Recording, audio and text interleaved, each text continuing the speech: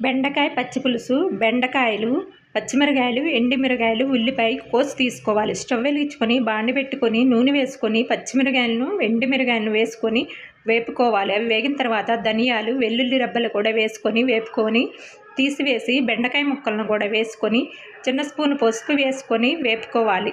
Mixie జార్లో పచ్చిమిరకాయలను, ఎండుమిరకాయలను, ఉప్పు, జీలకర్ర వేసుకొని మిక్సీ పట్టుకోవాలి.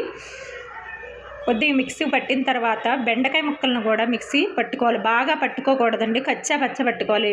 బాండి పెట్టుకొని నూనె వేసుకొని పచ్చెనపప్పు, ఆవాలు, కరివేపాకు వేగిన తర్వాత బెండకాయ పచ్చడిని కూడా వేసుకొని కలుపుకోవాలి. చింతపండు రసాన్ని కూడా వేసుకొని కలుపుకోవాలి. కోసి పెట్టుకున్న ఉల్లిపాయ ముక్కలను కూడా వేసుకొని కలుపుకొని స్టవ్ ఆఫ్ చేసుకోవాలి. బెండకాయ పచ్చి పులుసు రెడీ అయింది.